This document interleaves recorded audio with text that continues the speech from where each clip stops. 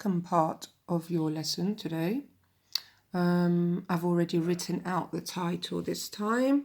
I don't want to waste time because the last one went on for quite a bit, which took a long time to upload. Okay, we've done multiplying and dividing before. You saw it in the first part, what we were doing last year. You can practice it from book one a little bit if you like, or we can just move straight on to this level, which is slightly, was to say it's one step higher. It's not really that difficult. Right, so the first example is a multiplication of algebraic fractions. You can see we are multiplying x squared minus 2x over x plus 3 by 3x plus 9 over x minus 2. The first thing we need to do is just factorize everywhere. Wherever you see you're able to factorize, numerators, denominators, you will factorize. So we're looking here and we can see that the numerator can be factorized. We have a common factor of x here. X times x gives me the x squared, minus x times 2 will give me the 2x. This does not factorize on the bottom, so I'm just going to copy it as it is. Then I'm multiplying by the top factorizers. We have a common factor, which is a number. This time it's 3. And 3 times x gives me the 3x, plus 3 times 3 gives me the 9 over x minus 2. Now we can cancel anything in the numerator with anything in the denominator, whether it's diagonally or on top and bottom like this. So here it's diagonally and here it is diagonally. So we have a 1 and a 1. We're left with a 3 and an x on the top, or an x times 3, which is 3x, over 1 times 1. If it's just 1 on the bottom, you don't have to put it. So that was pretty straightforward. We'll now look at a division problem. The division, we can see it factorizes on the top, it factorizes on the bottom. The first thing we need to do though is we need to change that divide into a multiplication. If you remember from the previous video clip, to change a division into a multiplication, we will have to flip the second, or shall I say the fraction that comes after the division sign. So we'll make that into a multiplication and we will flip that upside down. So the 2x squared is on the top, minus 3x minus 2 over x squared minus 5x plus 6.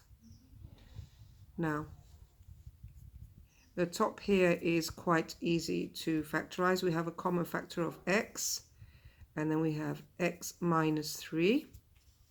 The bottom is a little bit more difficult. I'm looking here, it's a prime number. Only 1 times 2 makes 2x, makes a 2 basically. And 1 times 3 makes a 3. So they're both prime numbers, which makes it a little bit easier. So I will put my double bracket here, trying to factorize that. I will put an x and a 2x, or a 2x and an x here, which is my 2 times 1 or 1 times 2. And this is either 1, 3 or 3, 1. I have to decide which one it is. My inside outside needs to add to 7. If I put a 1 and a 3 here, will it add to 7? 3x and 1x. Yes, it does add to 7. Whereas if I had put a 3 and a 1 here, I would have had 2 and 3, which is 5, which is not correct.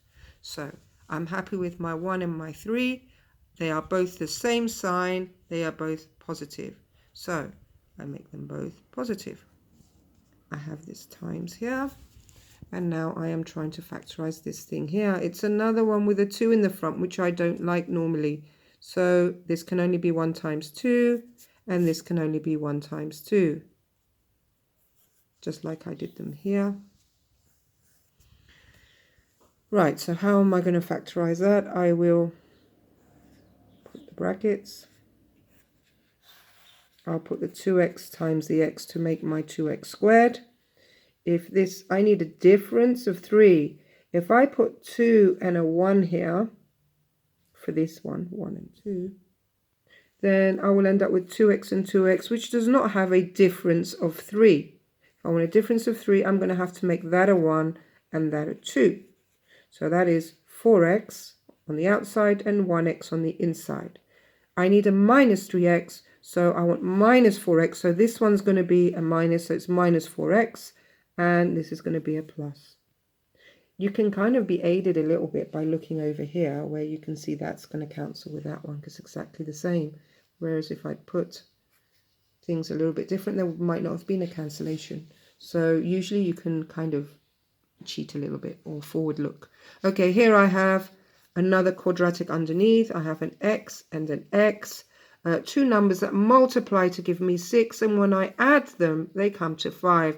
Well, that's not going to be 1 times 6, because 1 times 6 has a difference of 5. I need them to add to 5, so it must be 2 and 3. 2 and 3, they are both the same sign, they are both negative. So I put negative here and a negative here. Now to think about my cancellations. I have this here which cancels with this up here, the 2x plus 1.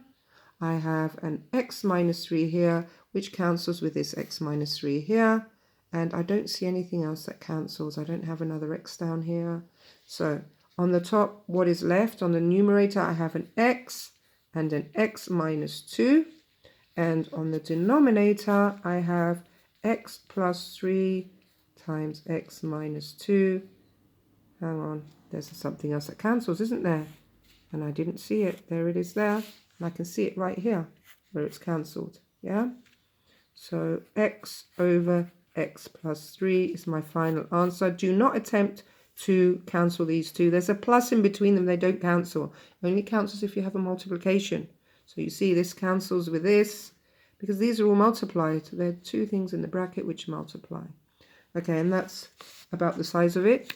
Now you are ready to go on with the questions on these, which are also in Pearson Book 2, pages 307 to 308, exercise 4 and 4 star. So I'm expecting from you by the end of the day, you should be doing exercise, or should we say until tomorrow morning? By tomorrow morning, please send them to me on my email address, which is kpanai. Oh, actually it's not. Just send them on my school email address, which you already have. Katerina.panai@Silverline. You have received an email from me there before, so please send them there to me. If you don't have them, let me know in Instagram and I will send the email address there to you. Bye.